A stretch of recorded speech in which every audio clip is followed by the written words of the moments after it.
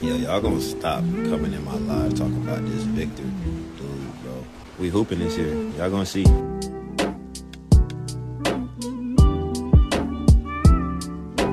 Hi team, today I want to talk about Blake Wesley because he has been pretty impressive in the last 5 games that I have seen him get minutes. Now when Pop was the coach, Blake Wesley was getting some consistent minutes along with Malachi Branham, but when Mitch Johnson took over, you kind of saw their minutes evaporate. Now for Malachi Branham, it may have been deserved, but Blake Wesley, I don't know why exactly he lost his minutes because I do think he can be impactful, and we saw that not only this season, but we also saw it last season. He brings a certain spark even though he can't do much on the offensive end, at least not yet. He speeds up the opposing offense and he really gets under their skin, kind of similar to Jeremy Sohan, but Blake Wesley, he doesn't talk smack like Jeremy Sohan. But Blake Wesley will pick you up full court, kind of get under your skin while getting some steals, and we saw that a lot in the Philadelphia game where he even caused Lonnie Walker to get an 8-second violation, and that is some stuff that I love. So I think with his play of recent, I think that kind of raises the question, does Blake Wesley have a spot on this team in the future? Personally, I think he has a spot on this team, but I'm kind of wondering where the position that he would be playing. Because although it says he's 6'5", he seems more like a 6'4", 6'3". Maybe he could be a little bit taller than what I'm thinking. But right now, he doesn't have the point guard skills to play that position. He is at times a little bit out of control and he can lose the ball and sometimes smoke some layups. But then again, he doesn't have the scoring prowess of a shooting guard. And you can't put him at small forward because he would just be undersized at that point. But that's where the three-point improvement comes in. He has been shooting the ball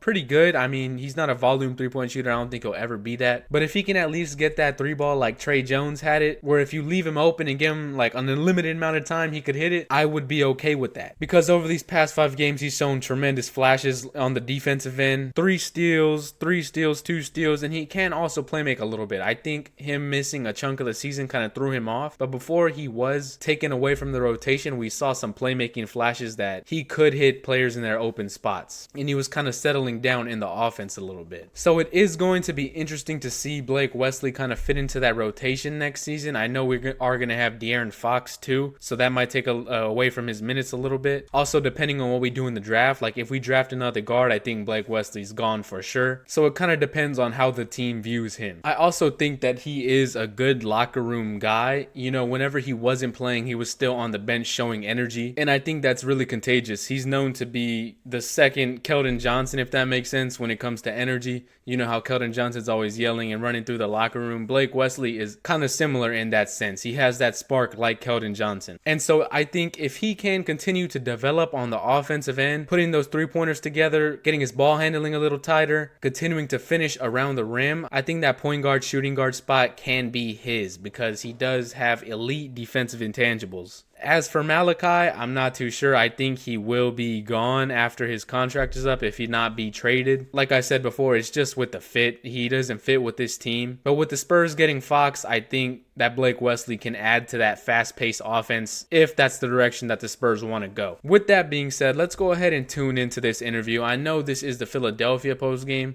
but I kind of want to hear what he has to say because I didn't get to watch this initially. With that being said, let's jump straight into it. Speaking of things people have been working on, you hit all your three-pointers tonight, huh? Yeah, man, I've been working on my three-pointer all season. Even when I wasn't playing, staying in the gym, continue to work, waiting for my opportunity, and it showed. So got to keep working. And that's kind of the embodiment of the Spurs way. You see that with Mamu as well. When they're not playing, they're not holding their heads and they're getting in the gym and they're trying to be better. I have been really impressed with his three-point shooting, even his form. He looks like he's getting under the ball a little bit more and he's a little bit more under control with his jump shooting. And we've gone over it in the stats. I think he shot 3 for 3 in the Philadelphia game. So that's something we're going to have to see him build on, and hopefully he can get it down, because if he gets that three-point jump shot down, maybe if he takes the Lonzo Ball route, like the 3-and-D guard where he can facilitate and play defense and hit open threes, that would be pretty lethal for the Spurs. What's been the difference? What's been the difference with your shot? Is it just Really just consistency, shooting the same shot every time, holding my follow through, and just getting a lot of reps up. So that's the main focus. You've been really aggressive defensively, and it really stands out. Where does that confidence come from? I think I always had that confidence. That's just my mindset. Every time I step on the court, I just want to play defense. That's my main goal, is to play defense, get guys shots, and make the open shots. So that's what they want me to do. So that's my job. So yeah. Yeah, Blake Wesley does not have a confidence issue. I think even in the summer league where he led the league for getting blocked the most, even though that's a bad stat to lead in, I think that just shows the confidence he has in himself. And with that, his work ethic, I think he can be a legit NBA player. Yeah. You guys had a 16-point lead, and Philly turns that into an 8-point lead for them in the fourth quarter. What are you guys talking about in that? Yeah, we took a little fall right there. It's a game of runs. They went on a little run, kind of folded a little bit, but then we got back to right where we started. So I think the last 6 minutes they only scored 8 points, so that's big. We got some stops, got some rebounds, and then hit some open shots.